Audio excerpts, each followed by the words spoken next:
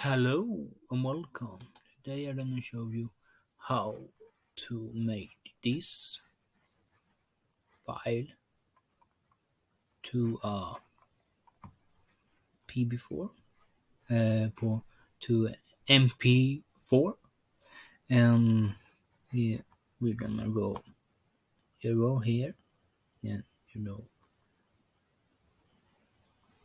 here there is a say output properties. You go to output and you go down to the encoding, then you check this.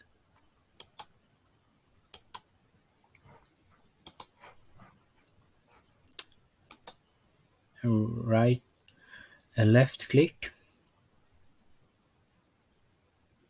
and you see mp4 and you click on that, and when you download that you're gonna render that animation like normal and save it on any places you want.